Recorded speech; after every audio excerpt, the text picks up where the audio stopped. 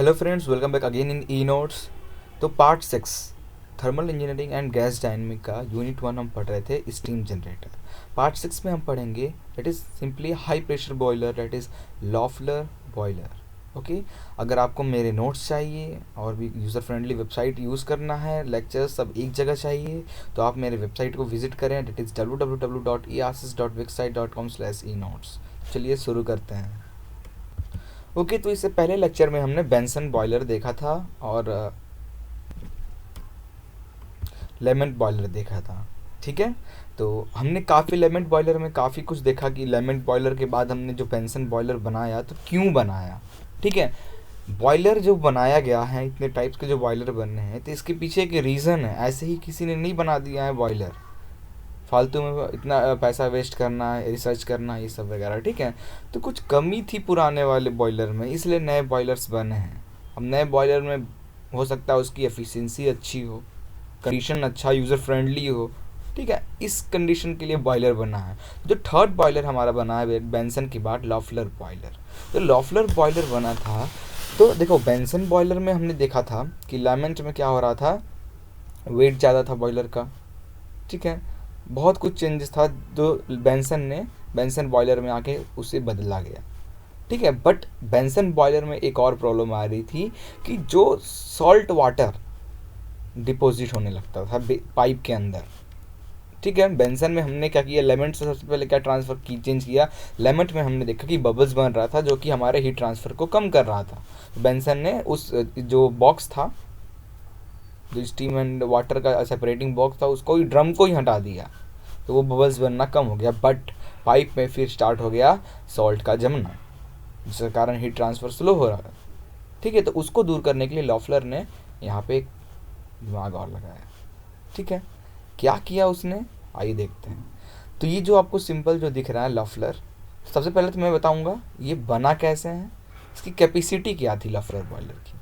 ठीक है, ये सब वर्किंग में हम कैपेसिटी वगैरह सब देखेंगे। तो बहुत इजी प्रोसेस है लॉफलर बॉयलर बनाने के लिए। मैंने क्या किया, सबसे पहले ये कंटेनर ऐसे बनाया। ठीक है, ये लॉफलर का मैंने कंटेनर बनाया।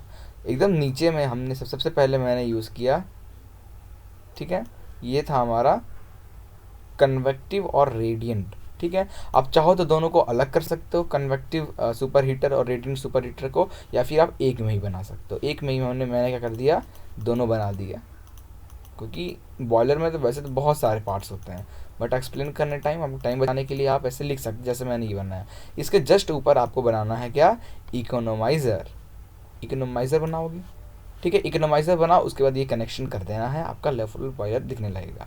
अब देखो बहुत लोग तो ये डायग्राम फॉलो करते हैं, कुछ आप बुक्स में देखोगे उन लोग लाइन डायग्राम यूज़ करते हैं। लाइन डायग्राम यूज़ करना मतलब जो हमने थोड़ा इसको 3D मॉडल में दिखाया, 2D में दिखाया, उन्होंने क्या करता है, इकोनोमाइज़र को, ये जो पंप आया फीड पंप वाटर को, इन्होंने ऐसे दिखाता, ऐसे दिखाएंगे, और इकोनोमाइज़र को यहीं पर ऐसे कर देंगे।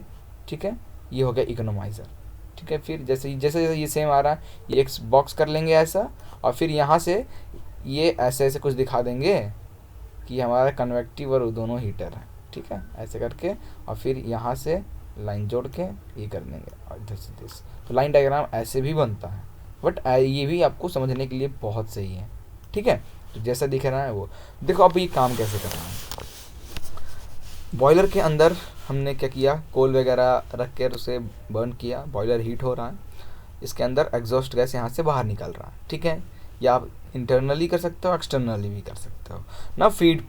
फीड पंप का काम क्या है, वाटर को सर्कुलेट करना। तो वाटर को क्या किया, फीड किया हम किसमें, इकोनोमाइज़र में। वाटर को हमने फीड किया इकोनोमाइज़र में। इकोनोमाइज़र का काम क्या है, इकोनोमाइज़र क्या करता है, जो वाटर को हमने इकोनोमाइज़र में फीड किया है उस वाटर का टेम्परेचर थोड़ा बढ़ाता है, और टेम्परेचर जैसे बढ़ाएगा लेटेंट ट्रांसफ़र होने लगता है। लेटेंट हीट ट्रांसफर में मतलब फेस चेंज होना स्टार्ट। लेटेंट टेम्परेचर मतलब वाटर से स्टीम में चेंज होता है, जो जिस टेम्परेचर पे, डेट इज़ द लेटेंट। ठीक है, तो स्टार्ट होता है, तो टेम्परेचर बढ़ा वाटर का, तो वो स्टीम में बदलने लगता कुछ। तो इसमें क्या होता है, 50% या 60% अमाउंट ऑफ वाटर रहेगा, और बाकी जो आपका स्टीम रहेगा। ठीक है, अब वाटर को तो यूटिलाइज करना है, पूरी तरीके से स्टीम में बदलना है हमारे टरबाइन तक पहुंचने से। तो फिर इकोनोमाइज़र से हम उसे क्या करते हैं, स्टीम वाटर ड्रम में हमारा आता है। देखिए वन प्रोसेस एंड ये second process steam water drum में हमने कलेक्ट किया। अब स्टीम वाटर ड्रम में कलेक्ट करने के बाद ये थर्ड प्रोसेस हमने क्या किया, उसी पूरे स्टीम और वाटर को मैंने किसमें भेजा, convective and radiant super heater में हमने भेज दिया। ठीक है, रेडियंट सुपर हीटर में भेजा तो यहाँ पे क्या हुआ, और हीट हुआ। तो इसमें क्या हुआ, और जो हीट होने के बाद सैचुरेटेड टेम्परेचर, सैचुरेटेड स्टीम में बदल गया पूरी तरीके से जो था हमारा मिक्सचर सैचुरेटेड स्टीम में बदलने लगा।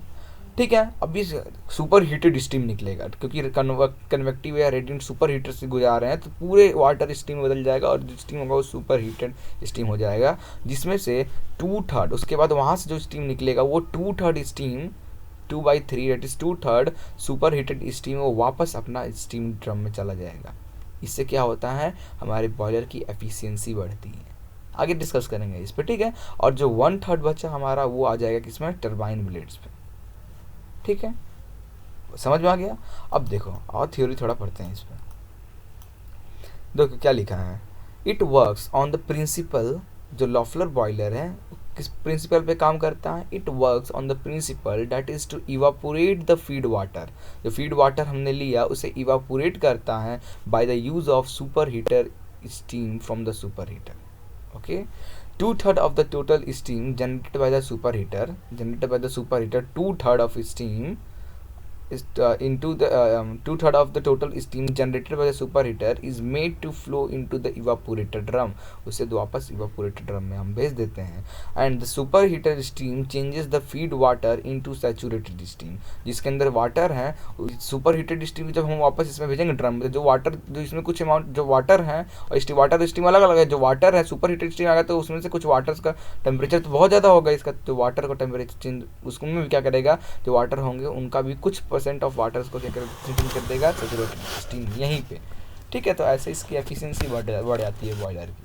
Okay, and the 1/3 part of the superheated steam is used by the turbine to do work. 1/3 of जो स्टीम है चल जाता है हमारा टरबाइन में। यहाँ पे वॉल्व वगैरह ये सब यूज़ करके इसे कंट्रोल करते हैं। फिर अब तो सेंसर यूज़ होने लगा है। ठीक है, now it will increase the efficiency of boiler. जो 2/3 वाला यहाँ सिस्टम है जो भेज देते हैं, ताकि जो अमाउंट ऑफ वाटर को पूरा हम इसमें भेज के हीट करा, तो कुछ यहीं पे हमारा स्टीम में जाता है और कुछ बचा होता है वाटर जो यहाँ जाके पूरी तरीके से सुपर हीटेड स्टीम में बदल जाता है।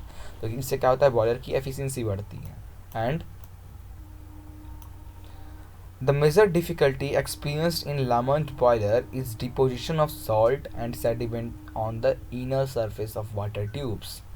So the deposition reduce the heat transfer। ठीक है, जैसे मैंने बताया ये मेजर इसका इशू जो लामेंट बॉयलर का था कि सॉल्ट डिपोजिशन हो जा रहा था पाइप में। सॉल्ट वाटर अगर आप यूज़ कर रहे हो, ओशन वगैरह का वाटर, श्रीका वगैरह वाटर यूज़ कर रहे हो, सॉल्टेड वाटर रहता है, तो वो सॉल्ट वाटर क्या होता था हमारी ड्रम में या यहाँ पाइप में जाके डिपॉजिट होता था, जिसके कारण हीट ट्रांसफ़र स्लो होता था। तो ये डिफ़ॉल्ट होता था। तो इसको दूर करने के लिए हमने ये चीज़ किया। ठीक है, ये लाफ्लर बॉयलर बनाया ताकि जो ये सुपर हीटेड स्टीम है यहाँ पे, ठीक है, इसको मतलब जो इसमें सुपर हीटर में आके ना बैठे, जो 2/3 को हमने इसमें भेजा है वो यहाँ जो वाटर है उसको चेंज कर इतना ज़्यादा टेम्परेचर होता है कि वो यहीं पे कुछ ज़्यादातर वाटर को क्या कर देता है, वो स्टीम बदल जाता है कि थोड़ा बहुत बचा रहे मॉइस्चर जो यहाँ पे कर दे। तो इससे क्या होता है, जो सॉल्ट डिप्लीशन का प्रोसेस होता है वो कम हो जाता है, पाइप में नहीं बनते हैं। ठीक है, नाउ जो डिफ़िकल्टी थी उसे सॉल्व कैसे किया गया।